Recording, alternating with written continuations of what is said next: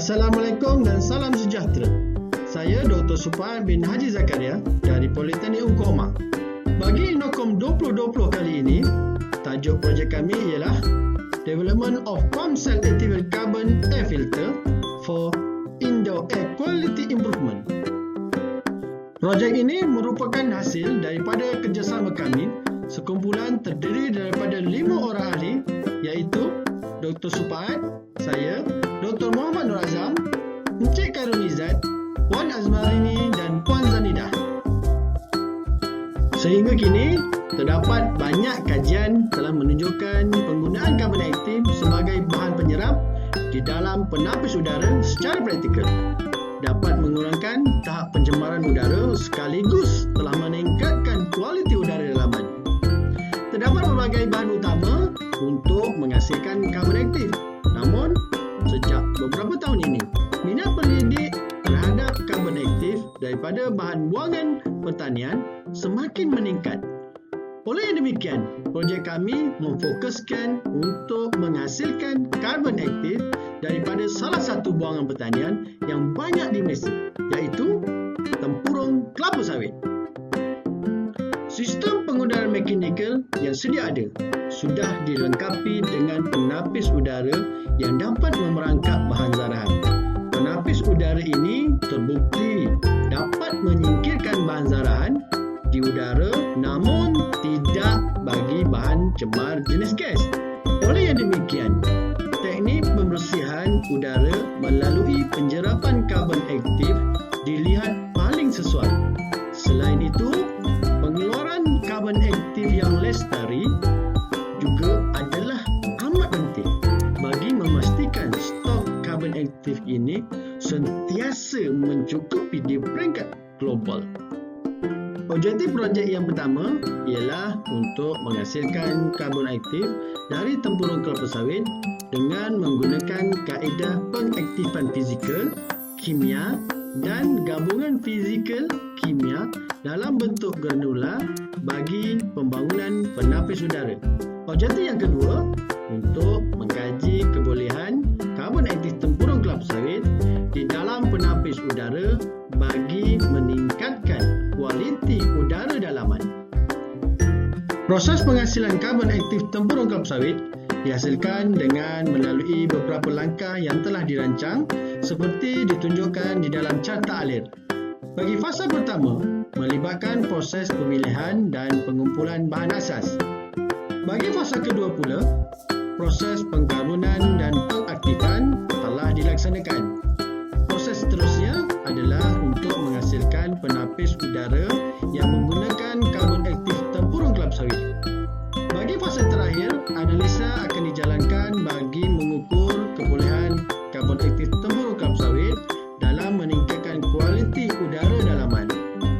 Bagi proses penghasilan karbon aktif tempurung kelapa sawit dikumpul dan kemudian dibasuh sehingga bersih, lalu dikeringkan di bawah cahaya matahari.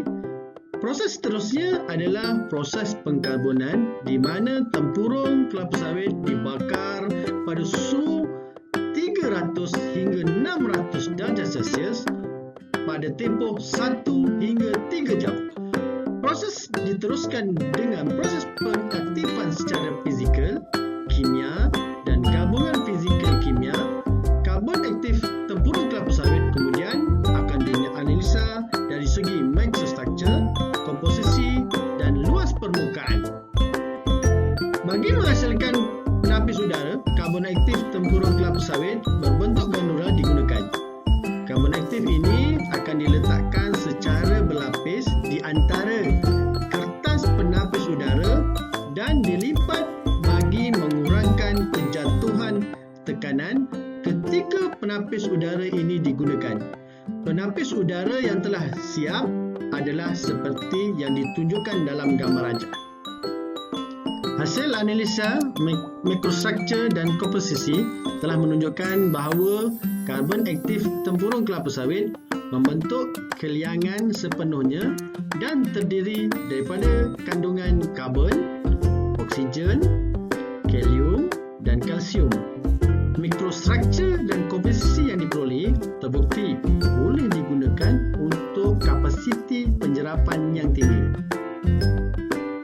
Seterusnya, analisa nombor iodin telah dijalankan bagi mengukur kebolehan penyerapan karbon aktif tempurung kelapa sawit. Data menunjukkan nombor iodin tertinggi diperolehi melalui kaedah pengaktifan fizikal kimia. Uji kaji telah dijalankan untuk mengukur prestasi di antara penggunaan penapis udara konvensional dan penapis udara dengan karbon aktif tempurung kelapa sawit di dalam satu unit penyaman udara di sebuah bilik. Hasilnya, penapis udara tempurung kelapa sawit menunjukkan prestasi yang baik berbanding dengan penapis konvensional di mana menurunkan beberapa nilai jumlah sebatian organik volatile dan bahan zarahan. Bagi impak projek pula, kita sudah sedia maklum, Malaysia merupakan pengeluar minyak sawit. Oleh yang demikian, masalah pelupusan dan persekitaran yang berkaitan dengan pembuangan sampah kelapa sawit merupakan perkara yang perlu dititik beratkan. Maka, penghasilan karbon aktif daripada sisa buangan ini merupakan salah satu daripada penyelesaiannya. Selain daripada itu, kita juga boleh mengambil peluang sebagai pengeluar karbon aktif kerana permintaannya semakin meningkat, terutamanya di dalam industri penapisan dan purifikasi udara. Gambar rajah yang dilambangkan adalah hak cipta yang diperolehi daripada Perbadanan Harta Intelek Malaysia. Kaedah dan reka bentuk baru telah diperkenalkan di dalam projek ini melalui penggabungan kaedah pengaktifan kimia dan fizikal, reka bentuk baru alat pembakar serta kaedah baru penghasilan penapis udara.